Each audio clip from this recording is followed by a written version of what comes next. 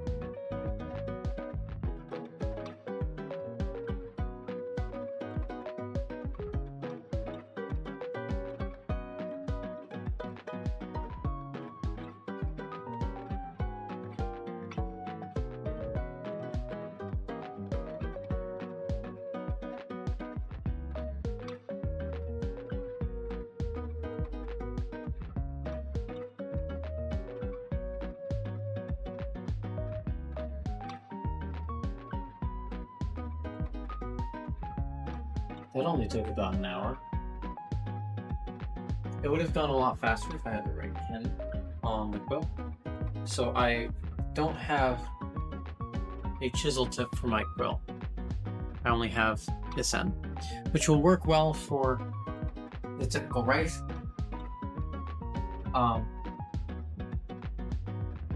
Even for the next part, it's going to be a little bit iffy. So this is a $20 version from the museum that houses the Declaration of Independence. And I know it's to scale. It's nice. All of it is legible, so I can go off of that. And then I'm basically just scaling everything up. And then also, my computer's been off for the most part because I knew I was able to cross-reference this with pictures of the real one before I started the recording.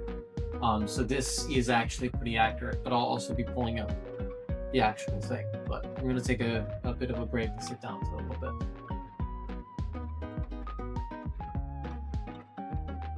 Okay, so I'm going from top to bottom, and as I go, I'm marking stuff off with the pencil, simply because all of the pencil work is really boring, and the quill work is a lot more fun. So I'm just kind of breaking it up because it doesn't really entirely matter. When you get closer, you can kind of see that the quill work's a little bit messed up and everything like that. That's fine. It's not that huge of a deal. So this is the interesting part of this stage, at least. Let's getting everything roughly to scale. So I know that this is 14 inches wide and this is 22.5. And I know that half an inch roughly equates to 1 inch in height. Well, sorry, 3/4 of an inch roughly equates to 1 inch, because it's not quite double.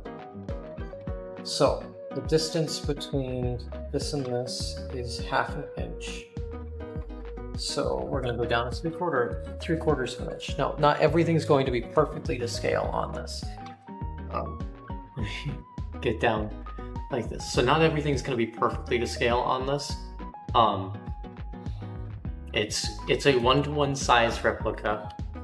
It is not perfect. It's just... I'm not a professional. I just work here.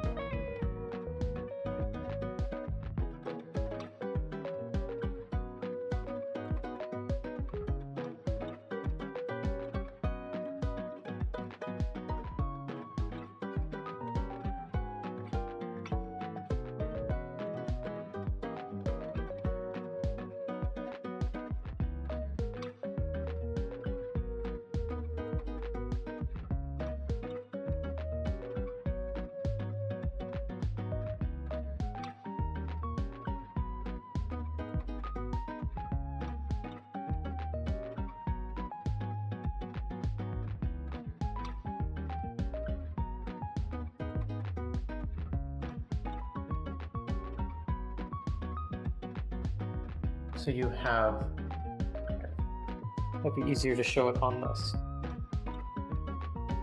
You have the unanimous declaration of the 13 United. So the 13 United right here is a different size, which meant switching out your quill, well, at least the tip. Now you might be able to see here if it will focus. Oh, it's on manual focus at the moment. That's why it won't focus. Switching my lens to autofocus. There we go. There we go. You can see that there's still ink on it. I haven't written with this in about 20 to 30 minutes. No, it's almost been an hour since I wrote with this because I took a bit of a break. And the ink won't dry on it. Not for quite a long time. So you'd have to clean it off and everything like that. And he wasn't necessarily using, Thomas Jefferson, that is, wasn't necessarily using the nicest quill. He was likely using the one that he liked to use the best, that wrote the best, which was not always the nicest looking like this one is. This one just happens to write really well and look really nice. So that meant that he likely wrote all of this, left this entire space open here, and then wrote the rest of this. So all of it was extremely planned out and likely with pencil. Not obviously a mechanical pencil like this, but a regular like cord pencil. Usually just a stick of graphite or charcoal in a piece of wood. So all of it was likely heavily planned, much like this. And there were tons of drafts. So actually the way that I'm doing it is likely pretty similar to the way that It was originally done by Thomas Jefferson. Yeah, well, that's the end of the pencil sketching of this part. I'm going to take a break, and then I'm going to come back and ink it.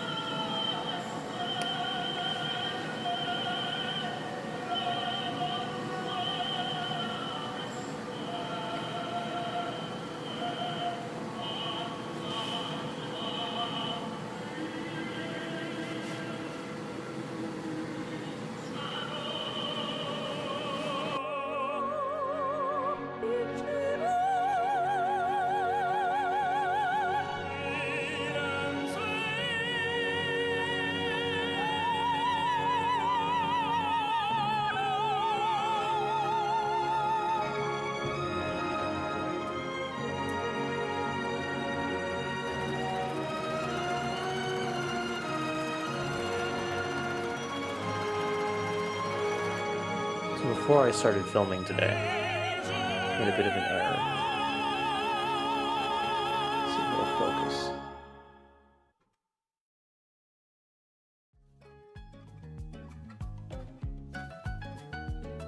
We're going to be covering that up.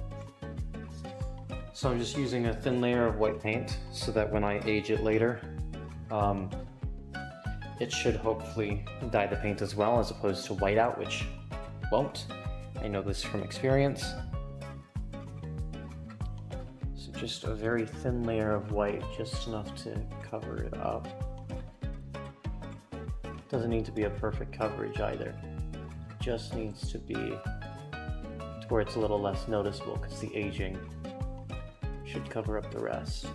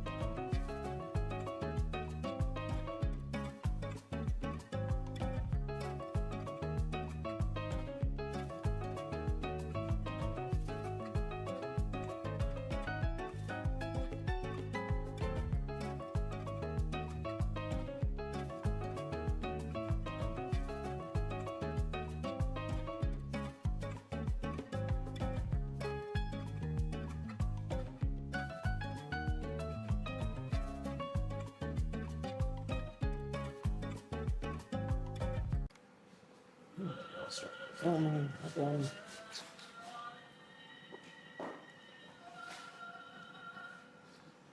You're scooching away from the table so you don't bump it. I appreciate that.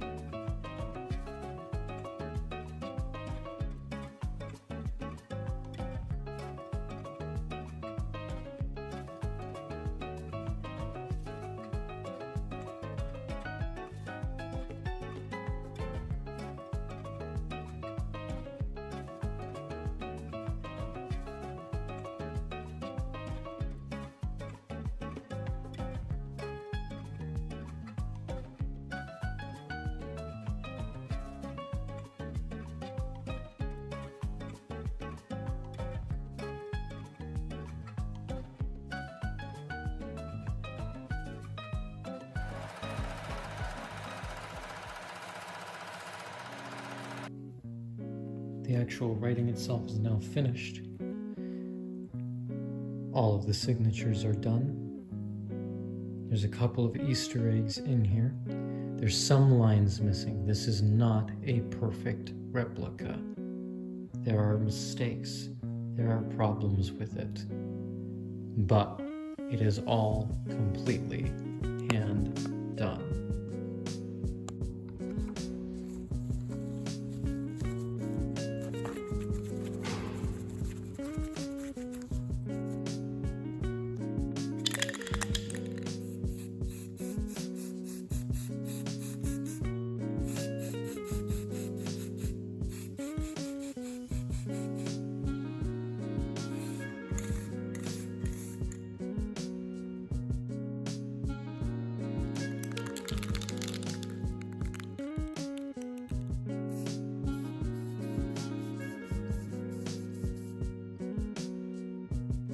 Now that the mainstay of the aging and coloration is done using stain and spray paints, it's time for the secret ingredient.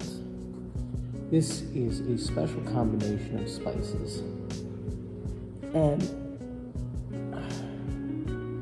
a specific scent. The combination of these spices and scent will add texture, dimension, but also a very particular smell of old paper. Now, this is something that I've come up with working here at the museum to get the right smell, get the right texture. So sadly, I won't explain exactly what's in it. But it's pretty simple. We take our mixture, we put it in the darkest areas, and then once we do that, we'll go all the way around in different spots like this and there, which will help add texture. And then we can also fill in these brighter spots with said texture. Now this is just sawdust. We're just sprinkling it in. This creates more texture. Even though this is going to be behind glass, you should be able to feel like you can reach out and touch it and that it feels old, that it feels fragile. Once we're happy with how it looks, we want to make sure that there's no big clumps on it. And in the event of this one, we want it to be fairly legible. I mean, I spent many hours doing all of this by hand, including all the signatures. I want to make sure that people can, in fact, still read at least the most important parts. So going through and taking this extra little bit of time to come in by hand, but you also want to make sure that it doesn't look too purposeful. For example, I want to make sure that in Congress, July 4th, 1776 is still visible, but I still allow the texture to get on it because the texture is much easier to see through, but it still darkens that enough to where it doesn't feel so out of place. And now we just take a matte clear coat. I would recommend using an artist clear coat that you would use on paper normally. This is all we have on hand, and the 4th of July is in 2 days. So this is gonna have to work. Also, always be in a well-ventilated area when using spray paints, and wear a respirator.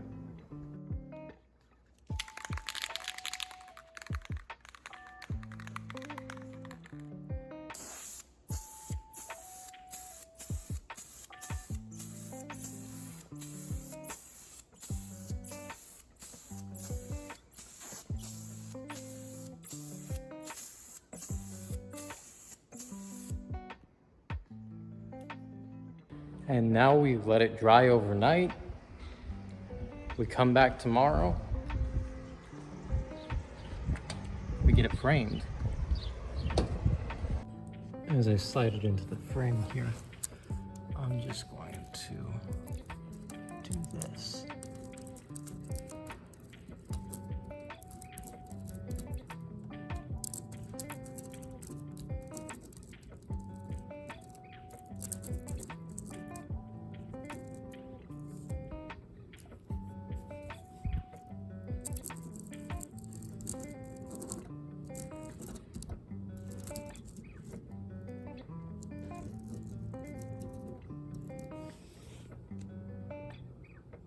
After about 4 weeks and more hours than I care to count, as well as a bunch of ink and hand cramps, it's finally done. It's going up for silent auction tomorrow on the 4th of July, and hopefully this right here will help pay to preserve our foundation here at the museum. I want to thank you so much for watching for this entire process, because it's really been a lot of fun.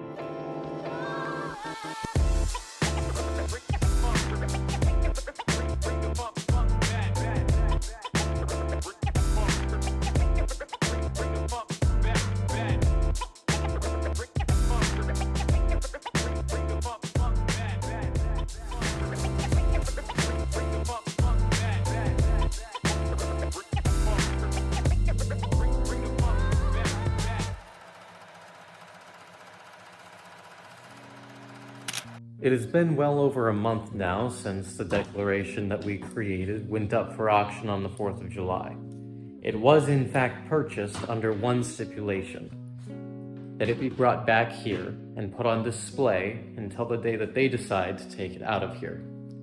We also offered them, and they agreed, to add lights to the back. So you can see here that there are lights that illuminate the back, and a small logo here, and it is now up in display here at the Lewis and Clark Trail Museum, up in the Art Link room. Thank you so much for watching this video and following along on the full creation of the museum replica of the Declaration of Independence.